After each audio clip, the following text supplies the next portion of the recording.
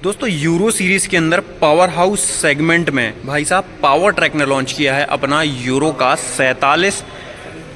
47 plus, जो कि भाई साहब प्योर 50 HP कैटेगरी के अंदर आता है। और भाई साहब इस ट्रैक्टर की अगर हम बात करें तो अच्छे अच्छे ट्रैक्टर भाई साहब ट्रॉली वर्क में इससे पीछे छूट जाते हैं, क्योंकि भाई साहब हर ट्रैक्टर कहीं ना कहीं अपने सेगमेंट में, कोई ट्रैक्टर पीटीओ में अच्छा होता है, कोई ट्रॉली में अच्छा होता है, कोई कल्टीवेटर चलाने में अच्छा होता है, तो कोई किसी हैवी लोड में का अच्छा होता है। तो भाई साहब ये जो पावर ट्रैक है ये भाई साहब डीजल के मामले में सबसे बेस्ट माना गया है और कई किसानों का मानना भी है, और ये मनपसंद गाड़ी बनी भी हुई है मार्केट के अंदर। यहाँ पे अगर हम बातें, आपको माइक्रोबॉश का इनलाइन 3 सिलेंडर का पंप मिलता है। और एक बात अच्छी है इसमें कि भाई साहब माइक्रोबॉश का पंप है तो आपको कभी भी आपके पंप डाउन होता है या किसी भी चीज़ की प्रॉब्लम आती है तो भाई साहब सादा ट्रैक्टर है, आपको किसी भी तरीके की प्रॉब्लम नहीं आएगी कि आपको इलेक्ट्रॉनिक सिस्टम में तो बहुत ज़्यादा दिक्कत आने वाली है। CRDI में ये नहीं आएगा। फ़िलहाल तक 50 HP के नीचे वाले जो ट्रैक्टर हैं उनको नॉन CRDI में ही रखा गया है कंपनी की तरफ से। उसके बाद फ्रंट से अगर हम बात करें इसकी लुकिंग डिज़ाइनिंग की, तो भाई साहब यूरो सीरीज़ के अंदर ये बनाया गया है तो आपको प्रॉपर यहाँ पे देखिए एक कार की तरीके की थोड़ी बहुत लुक दी गई है, जिसमें आपको डिज़ाइनिंग वगैरह उसी तरीके की देखने को मिलती है। और फ्रंट में आपको यूरो की ब्रांडिंग मिलती है, नीचे आपको क्रोम के साथ यहाँ पे पावर हाउस की ब्रांडिंग देखने को मिल जाती है। और जैसे ही नॉर्मल एक जो लुक आता है अपने पावर ट्रैक का हमेशा से, वो आपको यहाँ पे अभी भी देखने को मिलता है। और यहाँ पर आपको स्कॉट्स का जो है कि लोगो क्रोम में देखने को मिलता है। जब से कुबोटा के साथ इसका टाई अप हुआ है भाई साहब स्कॉट्स के साथ, तब से प्रोडक्ट में क्वालिटी का कुछ एक नेक्स्ट लेवल ही माना गया है कि भाई साहब क्वालिटी बढ़ गई है। फ्रंट से अगर हम बात करें एक्सल वगैरह की, तो आपको फिक्स टाइप एक्सल देखने को मिलता है। और पावर स्टीयरिंग की बात करूँ तो पावर स्टीयरिंग आपको डुअल टाइप एडजस्टेबल वाला बैलेंस टाइप पावर स्टीयरिंग देखने को मिलता है, जो भाई साहब हर तरीके की ट्रेन में हर तरीके से काम कर सकता है। और फ्रंट में आपको मैं बात करूं तो भाई साहब आपको 7/50/16 का टायर देखने को मिलता है। और भाई पीछे आपको जो है कि 14/28 का टायर देखने को मिलता है। जी हाँ दोस्तों, आपको 14/28 का टायर देखने को मिलता है, पर ऑप्शनल नहीं है कि आप 16/28 लेना, पर आपको यहाँ पे 14/28 भी वही परफॉर्मेंस निकाल के दे सकता है।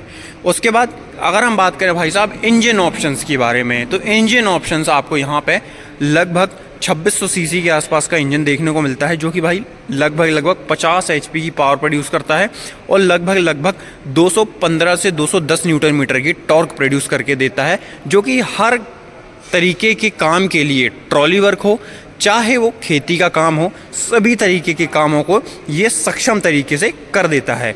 उसके बाद यहाँ पे अगर हम बात करें, आप यहाँ पे देखिए आपको यहाँ पे एक लिफ्ट फिल्टर देखने को मिलता है, जो कि बिल्कुल सामने ही प्लेस्ड है। इसको खोलना लगाना भी बहुत ही आसान है।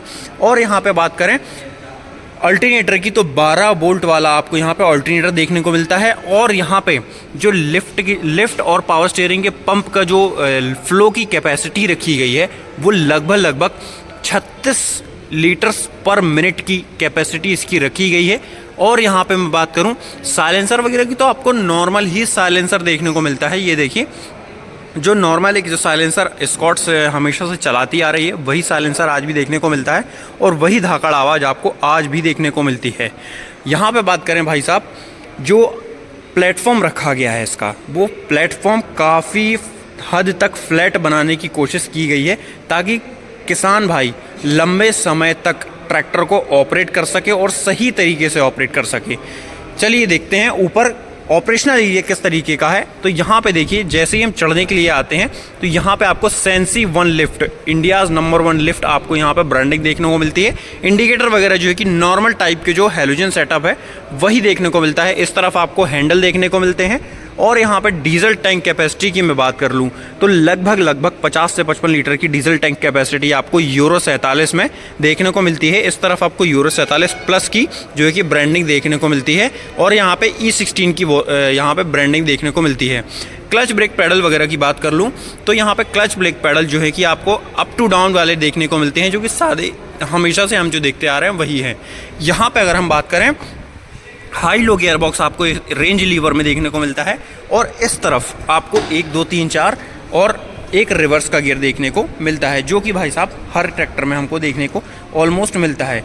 उसके बाद इसमें सबसे मुझे बेस्ट बात ये लगी कि भाई साहब जब फोर्थ गियर दिया हुआ है तो ट्रैक्टर की रोड स्पीड हाई फोर्थ में काफ़ी अच्छी रखी गई है। मतलब हर गियर के हिसाब से किसान को अनुमानित हर तरीके की स्पीड हर गियर में देखने को मिलती है। ऐसा नहीं होगा कि भाई साहब किसी गियर में स्पीड को बहुत कम कर दिया गया हो या किसी स्पीड में गियर को बहुत ज़्यादा कर दिया गया हो। उसके बाद लिफ्ट के पोजीशन वगैरह की बात कर लूँ तो मुझे किसी भी तरीके की ये प्रॉब्लम नहीं आ रही कि बहुत ज़्यादा झुक के उसको उठाना पड़ रहा है। पर भाई साहब गियर लीवर्स के जो नॉब हैं उसको भी काफ़ी सॉफ्ट रखा गया है ताकि किसान जब लंबे समय तक ट्रैक्टर को चलाए तो इस तरीके से लीवर को डिज़ाइन किया गया है कि आप कम से कम 24 घंटे तक अगर आप कंटिन्यू ट्रैक्टर चलाना चाहते हैं तो वो भी आप इसमें आसानी से कर सकते हैं। इस तरफ आपको ड्राफ्ट लीवर देखने को मिलता है और इस तरफ आपका पोजीशन लीवर देखने को मिलता है, जो कि सभी ट्रैक्टरों में हमें देखने को मिलता है। उसके बाद मीटर वगैरह की बात करूँ तो आपको प्रॉपर एनालॉग मीटर देखने को मिलता है, जो कि भाई साहब 2500 रेटेड RPM पर आपको ये मीटर देखने को मिलता है। इस तरफ आपको फ्यूल का मीटर देखने को मिलता है और इस तरफ आपको टेम्परेचर का मीटर देखने को मिलता है और बाकी सारी चीज़ें आपको इसमें कोई अलग से देखने को नहीं मिलती हैं। बाकी छोटी मोटी वार्निंग लाइट्स वगैरह जो है कि देखने को तो आसानी से हमें सभी ट्रैक्टरों में मिलती हैं, वो पावर ट्रैक में भी हमको देखने को यहाँ पे मिलती हैं।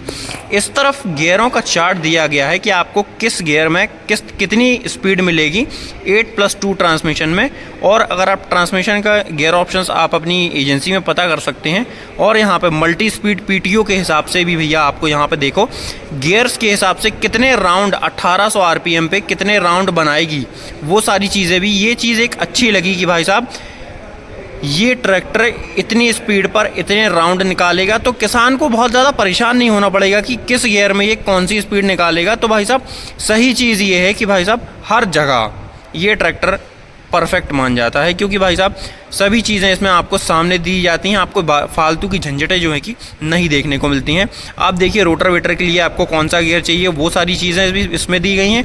MV प्लाऊ में कल्टीवेटर्स हॉलेज जो भी काम है आपके सभी तरीके के ऑपरेशनल चीज़ों के लिए आपको प्रॉपर गियर चार्ट दिया गया है कि कौन सा इम्प्लीमेंट किस गियर में कितनी स्पीड पर और कितने तरीके से चल सकता है। चलिए अब आगे बढ़ते हैं। तो इस तरफ आपको जो है कि इसका क्लच जो है कि सिंगल जो कि इसको क्लच दिया गया है, आपका हाफ में जो है कि PTO चलेगा और इसी को छोड़ोगे तो आपका ट्रैक्टर भी चलने लगेगा। उसके बाद इस तरफ जो है कि आपको रेस पेडल जो कि काफ़ी छोटा सा दिया गया है पर कंप्लीट जो है कि आपको कंफर्टेबल बना के दिया गया है, तो कहीं ना कहीं आपको दबाने वगैरह में प्रॉब्लम तो नहीं आने वाली है। और यहाँ पे देखिए आपको पेडल के ऊपर एक्स्ट्रा रबराइज्ड मैटिंग देखने को मिलती है ताकि आपके ट्रैक्टर पे जब आप शूज़ वगैरह रखें या फिर आप पैर रखें तो उसको प्रॉपर ग्रिप मिल सके और ट्रैक्टर को सही तरीके से कंट्रोल कर सकें। चलिए इसका पिछले एरिया को देखते हैं। उससे पहले भाई स्टीयरिंग देख लें। तो स्कॉट्स का स्टीयरिंग हमेशा से एक काफ़ी कंफर्टेबल रहा है और यहाँ पे आपको एक्स्ट्रा नॉब देखने को मिलता है ताकि आप आसानी से उसको ऑपरेट कर सकें। और भाई साहब यहाँ पे अगर हम बात करें इस तरफ, तो भाई यहाँ पे आपको इस ट्रैक्टर में 5000 घंटे या 5 साल की वारंटी देखने को मिलती है, जो कि कंडीशनल है। कुछ छोटी मोटी कंडीशन अप्लाई होती हैं पर 5000 घंटा बहुत होता है भाई साहब। उसके बाद यहाँ पे अगर हम बात करें, यहाँ पे आपको इन बोर रिडक्शन वाला प्लैनेटरी ड्राइव रियर एक्सल मिलता है। आप कितना भी हैवी काम करें किसी भी तरीके की प्रॉब्लम नहीं आने वाली है। आपका ट्रांसमिशन कभी भी दिक्कत नहीं आएगी, क्योंकि भाई साहब जितना भी झटका लगेगा वो इन बोर रिडक्शन में कम होकर के ही ट्रांसमिशन की तरफ जाता है। और भाई साहब सबसे बेहतरीन इसकी बात करूं इसकी PTO की, तो भाई साहब इसकी PTO की बात करूं तो 34 किलोवाट की PTO आपको यहाँ पे देखने को मिलती है। और यहाँ पे बात करूँ आपको डुअल डिस्ट्रीब्यूटर सिस्टम देखने को मिलता है। मतलब आप प्लाऊ वगैरह चलाना चाहते हैं, पल्टी प्लाऊ या फिर लेज़र लैंड लेवलर चलाना चाहते हैं आप इसमें, तो वो आसानी से आप इसमें ऑपरेट कर सकते हैं। और आपको ट्रिपल सेंसिंग पॉइंट इस ट्रैक्टर में देखने को मिलते हैं।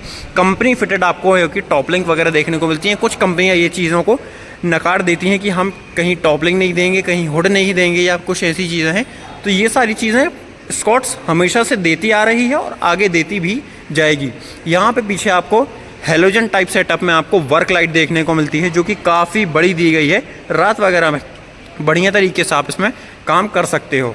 और बात करूँ यहाँ पे इसके SFC वैल्यू वगैरह की, तो यहाँ पे देखिए SFC वैल्यू यहाँ पे मेंशन की नहीं गई है, बट जो मैक्सिमम PTO है वो 34 किलोवाट की PTO रखी गई है। और यहाँ पे इसकी मैन्युफैक्चरिंग जो है कि फरवरी 2024 की रखी गई है। तो भाई साहब 2024 में कौन सा किसान ऐसा है जो पावर ट्रैक का ही ट्रैक्टर चला रहे हैं या प्लान कर रहे हैं लेने का? तो भाई साहब अगर आप प्लान कर रहे हैं लेने का तो कौन सा मॉडल लोगे और कितने HP का ट्रैक्टर लोगे? वीडियो और जानकारी अच्छी लगी तो लाइक फॉलो, चैनल को सब्सक्राइब। जय जवान जय किसान।